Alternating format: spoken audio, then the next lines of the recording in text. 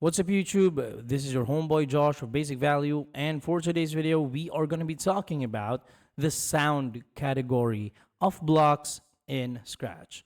So basically we're always going to be using this so that you could see the effects, but in here I think you would not hear it because these are just sounds. So I'm just going to be going through them very quick. These are just few. So the first is play sound meow until done. So basically it plays the whole sound clip and then it's done with its function. Then this one, start sound, this will not end until you tell it to do so.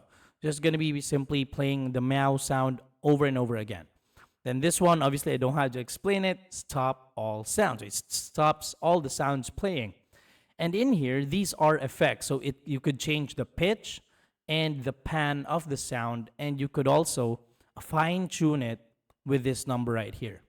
Next, in here, set pitch effect to 100 and pan left to right effect to 100. So what this does is it modifies how much pitch. Like in here, you could do it incremental, like change effect to 10, like it glides to change. In here, the change is instant. So it doesn't glide to 100. It immediately is set to 100. So next, we have clear sound effects. So obviously you remove all of these sound effects if you have this block. Change volume. So in change volume is, again, change is a glide. And then when we say set volume to 100, the volume is immediately going to be 100. And then lastly, the only variable in sound is volume. You could use this volume to, let's say, in here. So let's say I want to change the pitch and I want to change it according to its volume. So you could use that.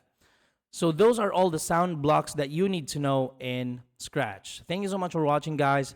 I hope this video helped you out. Please do not forget to subscribe. This is your homeboy Josh of Basic Value, and I'm going to be seeing you on the next one. Peace out.